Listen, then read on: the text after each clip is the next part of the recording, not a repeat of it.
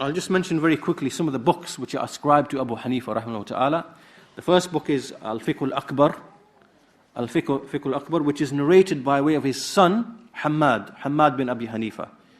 This book, when you analyze all of the chains of narration, this book is not established as being the work of Abu Hanifa rahimahullah ta'ala.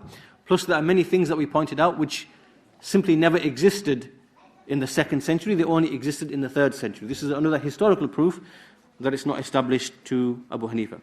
Second book is Al-Fiqh al-Akbar by a person called Abu Muti' al-Balkhi. Abu Muti' al-Balkhi. This again, when you analyze all of the chains of narration, you find that there are people who are not acceptable in the chains of narration. And this man, Abu Muti' al-Balkhi, he himself was a Jahmi. He himself was a denier of the attributes of Allah subhanahu wa ta'ala. So some of these people would write things into these books that are not really from Abu Hanifa rahimahullah ta'ala. That's the second book. Also Al-Alim wal-Muta'allim. Al-Alim wal-Muta'allim. This again is a fabricated book against Abu Hanifa rahimahullah ta'ala. There's no proof by way of isnad that it belongs to Abu Hanifa. Likewise, there is a Risalatul Imam Abu Hanifa ila Uthman al-Batti. And again, if you look at the chain of narration, there are majahil, there are unknown people who are in this chain of narration. And finally, Al-Wasiyya, which is ascribed through the root of Abu Yusuf. Again, there are majahil, there are unknown people in the chain of narration in this book. Now these 5 books are the most famous books which have been ascribed to Abu Hanifa rahimahullah ta'ala, but none of them are established as being the actual work of Abu Hanifa rahimahullah ta'ala.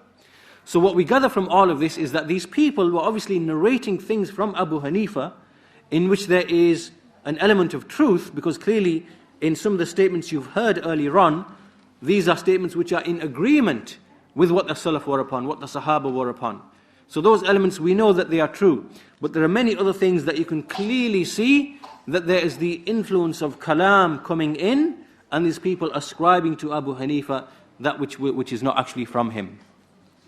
Likewise, there was a grandson of Abu Hanifa rahimahullah ta'ala called Ismail bin Hammad bin Abi Hanifa.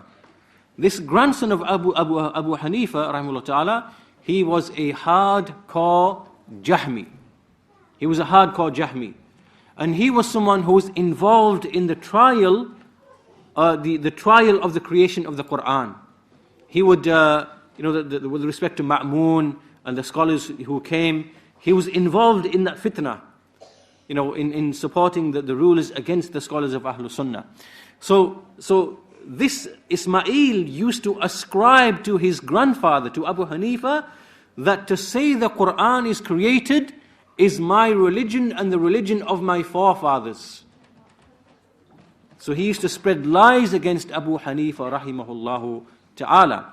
So all of these things, that's why I said to you earlier on that when we look at Abu Hanifa in particular, we have to understand the circumstances and the history of the 2nd century after Hijrah to understand and to try to make sense and to try to decipher many of the things which are said and ascribed to Abu Hanifa, which he is free and innocent of.